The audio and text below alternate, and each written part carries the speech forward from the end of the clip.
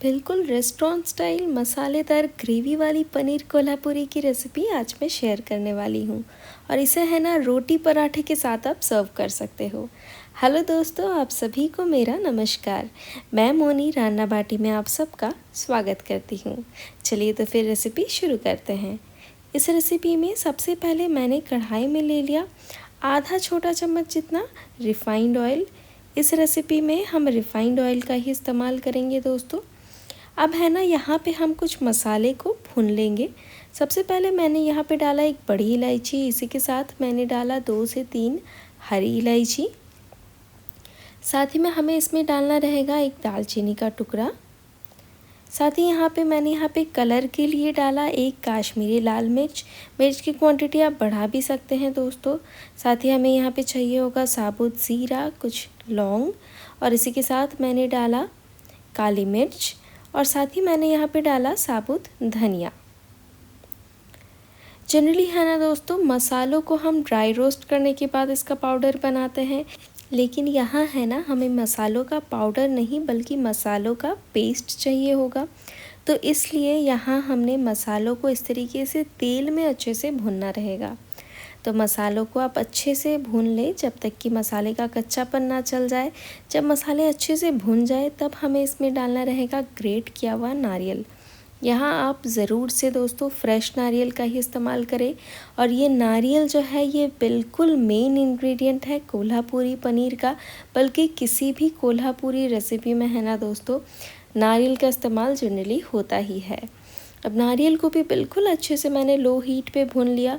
जब नारियल का भी कच्चापन चला जाए तब हमने इसमें डाला खसखस यानी कि पोस्तो, और साथ ही मैंने इसमें डाला सफ़ेद तिल। बहुत ज़्यादा क्वांटिटी में आपको इन्हें नहीं डालना है, बिल्कुल थोड़ी थोड़ी क्वांटिटी में आपको इन्हें डालनी रहेगी। और पोस्तो और सफ़ेद तिल आप बाद में ही ऐड करें। मसालों को अच्छे से भून लेने के बाद है ना हमें इन्हें ठंडा करना रहेगा, और उसके बाद मिक्सर ग्राइंडर में डाल के हम थोड़ा सा पानी इसमें डालेंगे और इसका एक स्मूथ पेस्ट बना लेंगे। हमें एक और पेस्ट चाहिए होगा, जिसके लिए मैंने यहाँ पे ले लिया बॉयल किया हुआ काजू। ज़रूर से आप यहाँ पे बॉयल किया हुआ काजू ही इस्तेमाल करें दोस्तों, कच्चे काजू हमें यहाँ पे नहीं इस्तेमाल करने रहेंगे। इसी के साथ मैंने यहाँ पे डाला टमाटर, और अब मैंने यहाँ पे बना लिया ये काजू और टमाटर का पेस्ट। और ये रहा हमारा मसालों का पेस्ट, जैसे कि मैंने अभी अभी बनाकर तैयार करा। अब हमारे पेस्ट बिल्कुल तैयार है, तो अब हम जल्दी जल्दी ये रेसिपी बनाकर तैयार करेंगे। इसके लिए कढ़ाई में ले लिया मैंने फिर से एक छोटा चम्मच जितना रिफाइंड ऑयल। अब यहाँ पे है ना हमें प्याज और कैप्सिकम को भून लेना है। तो आप देख सकते हो मैंने यहाँ पे बड़े बड़े क्यूब्स में इन्हें कट कर लिया है। प्याज के हमने इस तरीके से स्लाइसेस निकाल लिए हैं, और कैप्सिकम को भी मैंने बिल्कुल बड़े बड़े चंक्स में इन्हें कट कर लिए हैं। अब बिल्कुल हाई हीट में आपको बस 3 से 4 मिनट आपको इन्हें अच्छे से सॉटे कर लेना है। बहुत ज़्यादा आपको इन्हें भूनकर सॉफ्ट नहीं करना है दोस्तों, क्योंकि ये सारे वेजीज़ के जो क्रंच रहते हैं ना उसी से इसका फ्लेवर और भी ज़्यादा अच्छा आता है। अब यहाँ कढ़ाई में मैंने फिर से डाला थोड़ा सा तेल। अब यहाँ मैं स्प्रिंकल करूँगी नमक। नमक इसलिए मैं स्प्रिंकल कर रही हूँ दोस्तों, क्योंकि अभी है ना हमें पनीर को फ्राई करना रहेगा। तो पनीर ताकि कढ़ाई में चिपके ना, इसीलिए मैं यहाँ पे पहले ही नमक का स्प्रिंकल कर दी। इस तरीके से अगर आप नमक छिड़कने के बाद अगर आप इस तरीके से पनीर को फ्राई करेंगे ना, तो पनीर बिल्कुल अच्छे से पक कर तैयार होएंगी, पनीर इवनली कुक होएंगी, और ये बिल्कुल भी कढ़ाई में स्टिक नहीं होंगे दोस्तों। आप देख सकते हो पनीर को मैं अच्छे से हल्के हाथों से बस मैं इसे फ्लिप कर रही हूँ, और इसमें मैं हल्का सा गोल्डन कलर आने तक हमें इन्हें बस भूनना रहेगा। बहुत ज़्यादा आपको पनीर में कलर नहीं लाना है दोस्तों, बस आपको लाइटली इन्हें टॉस करना है। अब देख सकते हो मैं इसी तरीके से इसे भुनने के लिए छोड़ दी हूँ, बहुत ज़्यादा मैं इन्हें नहीं डिस्टर्ब कर रही हूँ। और जैसे ही आप देखोगे ना कि पनीर में एक अच्छी सी कलर आ गई है, मतलब कि पनीर हल्की हल्की सी सिक गई है सारे ही साइड से, बस उसी स्टेज में है ना हमें पनीर को निकाल कर साइड में रख लेना है। तो इस स्टेज में पनीर बिल्कुल अच्छे से पक कर तैयार है, मैं इन्हें निकाल कर साइड में रख ले रही हूँ। इस तरीके से पनीर को अगर हल्का सा भूनने के बाद अगर हम रेसिपी में इस्तेमाल करते हैं ना दोस्तों, तो कच्चे पनीर से इसका स्वाद ज़्यादा अच्छा आता है। अब इसी सेम तेल में मैंने डाला प्याज। यहाँ मैंने एक मीडियम साइज़ के प्याज को बिल्कुल बारीक बारीक चॉप कर लिया है दोस्तों। अब प्याज को डालने के बाद आपको इन्हें बिल्कुल अच्छे से भुनना रहेगा।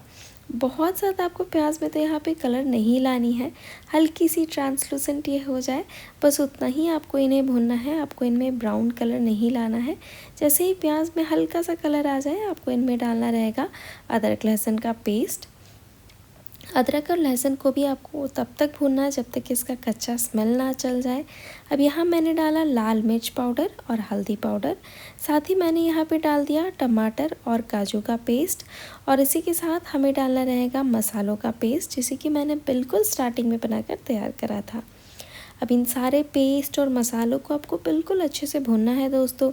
चूँकि हमने यहाँ पे कच्चे टमाटर का इस्तेमाल किया है दोस्तों, तो आपको इन्हें तब तक भूनना है जब तक कि टमाटर और बाकी मसालों का कच्चापन ना चल जाए। तो आप इन्हें अच्छे से टाइम लेकर बिल्कुल लो हीट पे आप इन्हें भूनते रहें।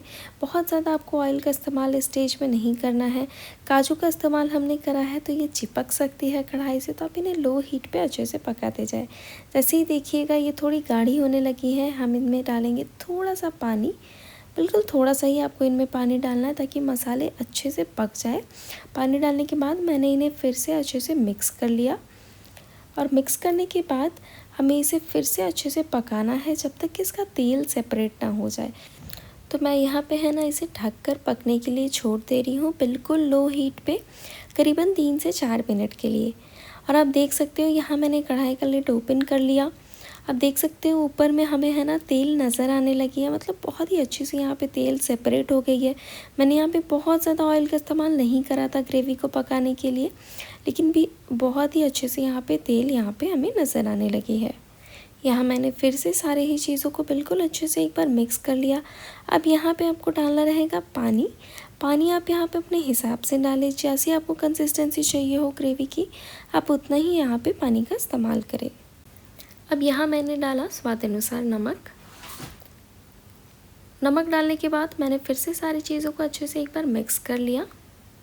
और यहाँ है ना मैंने अवन का हीट बिल्कुल हाई पे कर दिया था ताकि हमारे ग्रेवी में एक अच्छी सी उबाल आ जाए।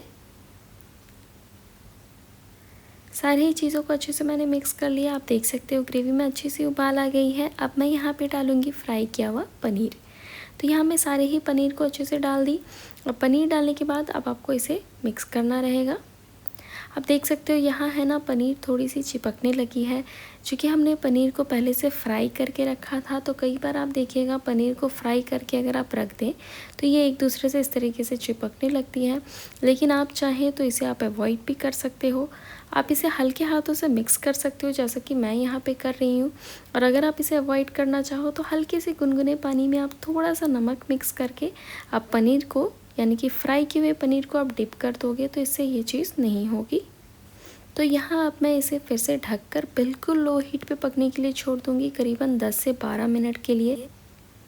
अब है ना कढ़ाई का लिड मैंने ओपन कर लिया। आप देख सकते हो ग्रेवी भी हमारी अच्छी सी गाढ़ी हो गई है, बिल्कुल अच्छा सा एक कंसिस्टेंसी आ गया है।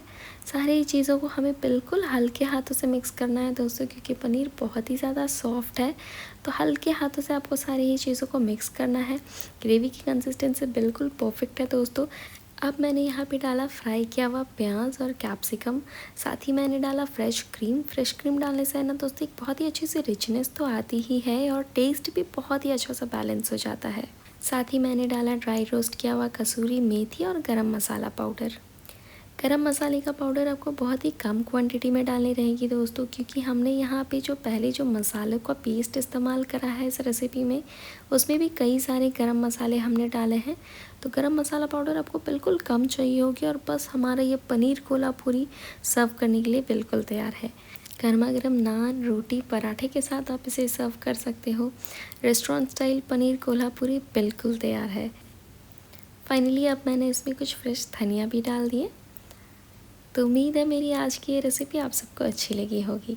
रेसिपी अच्छी लगी हो तो लाइक शेयर सब्सक्राइब करें, और पास में रहे बेल आइकन को प्रेस करना ना भूलें। मिलते हैं एक नई रेसिपी के साथ, तब तक के लिए धन्यवाद। Happy cooking.